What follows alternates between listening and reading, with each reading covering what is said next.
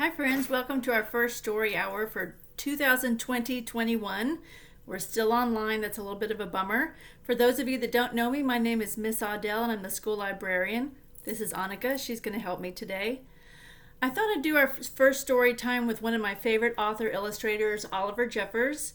And I wanted to pick a book that is about reading and books because I thought it'd be a great way to start the year. And to remind you that books are for fun and will help you with your imagination, and especially when we're kind of stuck inside right now, books are a great escape. So this book is called A Child of Books by Oliver Jeffers. And he had help with this book by someone named Sam Winston. Look at the end papers.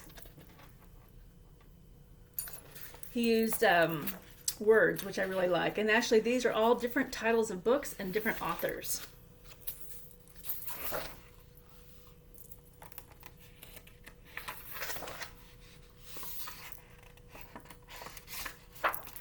I am a child of books. I come from a world of stories. And look by the water. The ripples are words.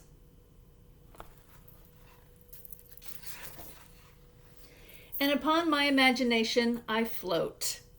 So again, these are all words, and then at the top, they're just jumbled of letters to look like the waves, the white caps of the waves. I have sailed across a sea of words to ask if you will come away with me. If you've read much of Oliver Jeffers' books, you can kind of see that this looks familiar. This house kind of looks like the book from Stuck.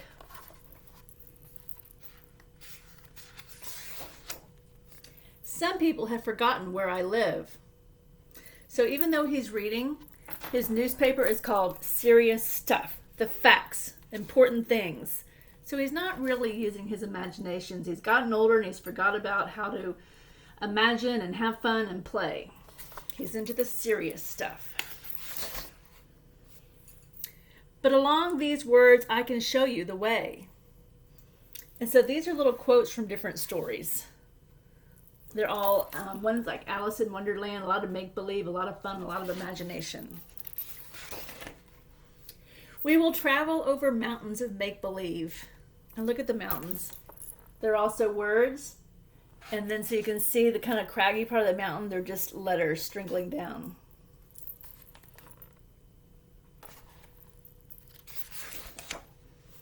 Discover treasure in the darkness. All those words are so jumbled up they turn black. So she's really reminding him to use his imagination, get lost in the story.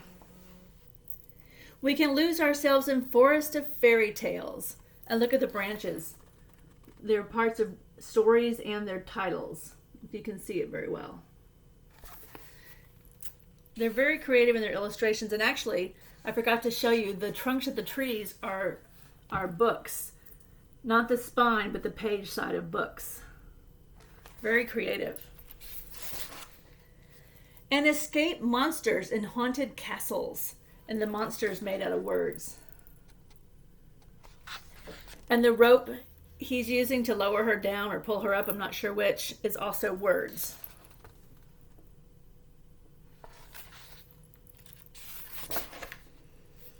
We will sleep in clouds of song. Yep, also made out of words.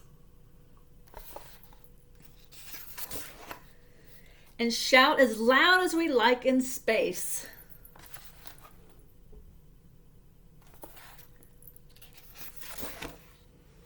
For this is our world we've made stories from. So in this illustration, they've got things from all different kinds of books, including some Oliver Jeffers books. Look, here's the rocket he uses in a lot of his stories. Here is Black Beauty. Here's Little Red Riding Hood. Here's the whale in some of his stories. Here's from Alice in Wonderland. So he's reminding you to use your imagination, get lost in stories, and have fun. Our house is a home of invention. So all these other houses are kind of boring, but look at theirs. Very colorful and fun. Where anyone at all can come.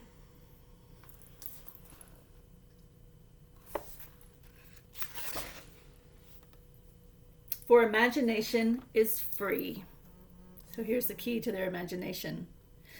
I don't know about you, but when I read books, I tend a tendency to really get lost in the book. And sometimes when it's over, I think, oh, now what's going to happen to so-and-so? Because I get so excited about the character, they feel like a real person. I hope you enjoyed this story. It's just kind of a way to get started thinking about books and reminding you to use the library again. And, we're going to be checking out books to you soon. So that's exciting. I also want you to tell me, for the upper grades, I'm going to think about doing a chapter read aloud. So after you read this book or listen to this story, please respond by some chapter books you might enjoy hearing aloud. Some teachers have told me books not to read because they're going to read them, so I can't guarantee what I'm going to pick. But I'd love to have your suggestions. So tell me if you like the book, and tell me maybe a chapter book that you would enjoy hearing out loud. All right, friends, thank you. Happy reading.